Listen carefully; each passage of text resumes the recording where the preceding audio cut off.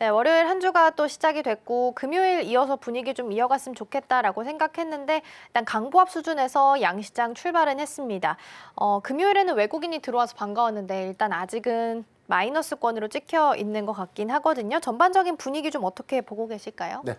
지난주 수급 동향에 비해서 오늘 다소 시초에 좀 아쉬운 흐름이다라고 표시했는데 그렇게 뭐 현재 시초의 어떤 이 외에는 매도세 규모들이 양시장에 비해서 뭐 미미할 수준이다라고 볼 수 있기 때문에 일단 장 중후반까지에 대한 수급 변화를 다시 한번 좀 체크를 좀 해봐야 될 것 같고 오늘 선별적인 어떤 증시의 흐름들 특히나 코스닥 지수가 좀 상대적으로 좀 상승의 종목 수가 훨씬 더 많습니다. 1107개 종목이 좀 현재 상승을 하고 있고 하락 종목의 수가 454 종목. 코스피의 경우에는 지금 상승 종목 수가 소폭 좀 많기는 하지만 하락 종목 수도 329 종목으로서 지금 코스닥 대비해서에 대한 어떤 종목 희비는 코스피가 좀 더 종목 희비 양상이 좀 더 확연하게 좀 나타내주고 있는 형국이 아닌가라고 볼 수가 좀 있겠고 최근에 미결제 약정 건수가 지난 뭐 금요일 그리고 오늘 월요일 시초에 대해서 소폭 좀 상승을 좀 하고 있는 그런 부분들은 시장의 어떤 선물 지표 역시도 방향을 롱 포지션 전략 특히나 단기적 관점에서 하락보다는 상승의 어떤 무게감을 좀 더 실어주는 거래 유형들을 좀 나타내주고 있는데 전반적인 어떤 미결제 약정 건수가 한 29만 건까지 좀 가야 되는 시그널 지표를 좀 본다면 현재 해당된 지표도 좀 미미할 수준이 되지 않나라고 볼 수 있겠고 다만 좀 긍정적으로 좀 볼 수 있는 우리가 지표들은 코스피의 경우에서는 뭐 PBR 기준에서에 대한 저가 형성 구간 그래서 지금 심리적 지지선이었던 2,405선 정도를 탄탄하게 좀 지지해주고 난 이후에 2,450선까지 현재 좀 반등을 좀 해주고 있는 모습이기 때문에 국내 정치 리스크를 좀 제외했다면 우리 증시의 어떤 수급 유입 효과들은 좀 어땠을까, 좀 더 좋지 않았을까라는 아쉬움이 좀 일부는 좀 남아 있습니다. 네, 일단은 상승 쪽으로 베팅하는 흐름이 좀 포착되고 있다라는 부분, 그리고 심리적인 지지선으로 보이는 한 2,405선 정도 지지하면서 계속 반등은 좀 지켜줍니다. 오늘 양시장에서 개인 투자자가 이끌어가고 있으나 덜어내는 양이 많지는 않다라는 게 주된 이야기였을 것 같고요. 지난주 금요일 같은 분위기가 계속 이어졌으면 좋겠는데 일단 지수 자체만 놓고 봤을 때는 추가적인 상승을 이어가고 있긴 합니다. 연속성이나 추가 상승을 기대할 수 있을지 궁금하고요. 만약에 반등에 좀 의미를 둬도 괜찮을까요? 수급 연속성 관점에서는 조금 더 우리가 좀 기대할 수 있는 요인들 좀 남아 있죠. 일단 CS2025 관련된 단기적 이벤트들을 우리가 좀 주목을 좀 해봐야 될 것 같은데 오늘 선별적인 어떤 종목들의 개별 흐름을 보면 모두 다 CS20에 관련된 기대 요인들을 좀 갖고 있는 종목들. 특히나 뭐 모빌리티, 자율주행, 오늘 양자 그리고 양자 암호. 그다음에 오늘 전반적으로는 HBM 관련주들의 흐름도 굉장히 좀 강한 흐름들 보여주고 있는데 엔비디아의 젠슨 CEO가 8년 만에 기조연설을 하게 되고 여기서 차세대 AI 칩에 관련된 기술을 공개할 수 있다라는 어떤 기대감들이 오늘 일부 좀 반영을 좀 해주면서 오늘 시총상위 종목들 안에서는 지금 SK 하이닉스가 상대적으로 시초에 좀 강한 흐름들 좀 보여주고 있기 때문에 양 거래일 거쳐서 한 18만 8,900원, 19만대 돌파 일전에 좀 앞두고 있는 그런 흐름들은 견주원의 HBM에 관련된 기대감들 내지는 차세대 AI 칩에 관련된 기대 요인들을 일부 반영시키고 있는 모습이 아닌가라고 볼 수 있겠고 삼성전자가 오늘 상승폭을 좀 확대시키고 있지 못하는 그런 흐름들은 이번 주 좀 실적 발표가 있죠. 잠정 실적 발표 좀 앞두면서 사실 시장의 어떤 우려감들, 일부 이 범용 반도체에 관련된 외형 축소 부분들이 실적의 추정치를 좀 하향시킬 수 있는 우려감들, 여기에 더해서 뭐 퀄테스트 승인 지연으로 인해서 HBM 시장의 어떤 이 선점이라든가 어떤 시장 점유율을 확대시킬 수 있는 그런 배경적인 측면들 좀 제한적인 그런 모습들이 SK 하이닉스와의 어떤 주가의 어떤 희비가 좀 엇갈리는 그런 모습으로 좀 이어지지 않았나라고 좀 보시겠고 대체적인 상황들은 오늘 뭐 중소형주 중심으로 어떤 매기가 좀 더 집중되는 모습들이 좀 더 나타나지고 있지 않나라고 좀 판단해 보겠습니다. 네, 말씀해 주신 것처럼 오늘은 중소형주단에서 그리고 CES 관련주들도 오늘 좀 이벤트 앞둔 상황 속에서 강세를 보이는 종목들 확인이 좀 되고 있습니다.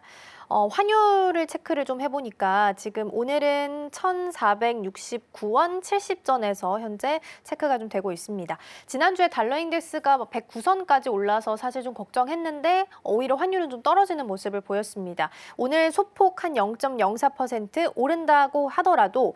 빠지는 그 매도량이 크지는 않은 상황이잖아요. 그래서 한편에서는 지금 환율 정점론에 대한 이야기도 좀 나오고 있지 않나라는 생각도 듭니다. 그러면 만약에 진짜 정점론이 맞다면 그동안 낙폭이 좀 과다했었던 대형 주단 위주로도 다시 한번 좀 기회를 찾아볼 수 있을까요? 전 충분히 좀 가능한 얘기다라고 볼 수 있는데 우리가 연준이 지난 하반기였죠. 기준금리를 이제 인하했음에도 불구하고 환율이 재차 상승했던 배경들 이 부분은 단순하게 트럼프 집권에 관련된 환율의 상방 압력 요인들 이 부분에 일시적인 요인은 좀 가 있다고는 보지만 이게 지속될 것이다. 이 부분은 국내 정치 리스크 요인들이 좀 크다고 봐요. 그러니까 우리나라가 특히 원화가 약세 기조를 좀 보였던 이런 배경들 중에 하나가 가장 큰 원인 중에 하나는 저는 국내 정치 리스크 그리고 정부의 사실 정부에서는 지금 공백 상태죠. 그러니까 그런 부분들이 외인으로 하여금은 굉장히 좀 리스크한 측면들을 우리 스스로가 좀 부각시킨 셈이 되지 않았나라고 좀 싶겠고 다만 1,470원대 안에서 오히려 1,500원대를 좀 터치하지 못하고 있는 그런 흐름들은 일단은 환율이 급격하게 좀 올라갈 수 있는 요인들이 좀 아니었음에도 불구하고 사실 단기간에 너무 과도한 상승 압력을 좀 받았던 것은 좀 사실이기 때문에 해당되는 내용들이 조금 더 이어진다면 저는 1,470원 많게는 1,480원에서 90원대를 좀 고점이다라고 볼 수 있겠고 1,500원대를 좀 돌파할 가능성은 좀 제한적이지 않을까라고 좀 판단해 보겠지만 일단 상황적인 측면을 보면 국내 정치 리스크가 좀 더 장기화되지 않는다는 단서 그다음에 여기 대해서는 향후에 조기 대선이라든가 국정이 좀 안정화될 수 있는 어떤 결정들이 좀 더 빠르게 나와준다면 오히려 국내의 어떤 전국 안정과 맞물리면서 환율도 점진적인 어떤 하향세를 좀 이어가지 않을까라고 좀 판단하고 있습니다. 네, 그래도 한켠에서 1,500원, 1,600원 이야기도 나왔었는데 거기에 대해서는 일단은 조금 더 보수적으로 말씀을 좀 해주셨으니까 지금 이 선에서 움직이지 않을까라고 예상을 좀 해보셔도 좋지 않을까 싶습니다. 오늘 외국인과 기관 순매수 확인해 보면 상위 테마 중에 하나가 네이버가 양쪽에서 모두 다 확인이 좀 되고 있습니다. 그래서 AI 소프트웨어 쪽 확인해 보면 미국 시장에서도 AI 소프트웨어 ETF 관련주들 수급이 좀 나쁘지 않고 네. 비중 살펴봤을 때도 의외로 세일즈포스나 혹은 오라클 같은 종목들도 비중 꽤나 높게 ETF에 자리를 좀 하고 있습니다. 오늘도 이렇게 담아가는 걸 봤을 때는 우리 시장도 2025년에 AI 소프트웨어 여전히 커플링 되면서 갈 만한 가능성도 점쳐지고 있는 걸까요? 일단 네이버의 최근의 주가 하락 부분들은 사실 빠질 이유가 특히나 없었는데 만약에 좀 딱히 이유를 좀 찾자면 사실 최근에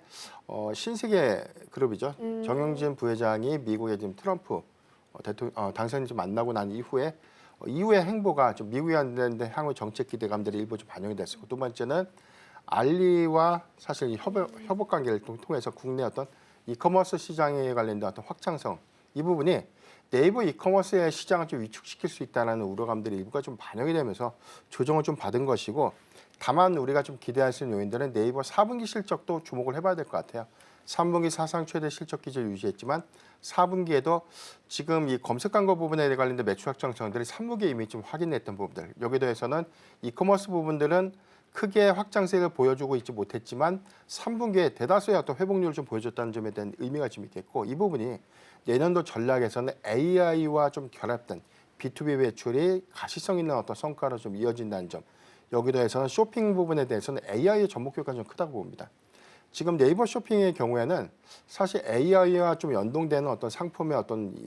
노출이라든가 유형별의 어떤 노출 빈도 같은 것들 이런 것들이 지금 자체 어떤 네이버 검색 플랫폼과 좀 맞물리면서 가장 큰 수혜로 좀 이어질 수 있겠고 여기에 대해서는 지금 네이버가 사실 이 AI 검색 엔진의 어떤 생성형 어떤 서비스가 올해 좀 일부 좀 반영되는 부분들이 단기에 우리가 많은 것이 좀 기대할 수는 없지만 성과로 좀 점진적으로 좀 입증되고 있는 점 가장 중요한 어떤 검색 그리고 광고 서비스의 호조, 이커머스 부분이 올해보다 내년도에 관련된 기대 요인들이 좀 크다는 과점에서는 AI와 맞물리는 또 다른 모멘텀에 대해서 우리가 좀 다르게 좀 해석을 해야 되지 않을까라고 좀 볼 수 있기 때문에 저는 최근에 20만 원을 좀 하회했던 네이버 주가는 오히려 매수의 좀 기회가 좀 되지 않았나라고 볼 수 있기 때문에 과거와 좀 다른 양상의 네이버는 좀 점진적으로 우리가 우상향할 수 있는 요건들 계속해서 주목해보자라고 좀 판단해보고 있습니다. 지금 바로 구독을 눌러보세요. 실시간 경제 뉴스, 투자 전문가들의 다양한 시황과 정확한 분석, 또 알찬 투자 정보까지 신뢰할 수 있는 저희 서울경제TV와 함께하세요.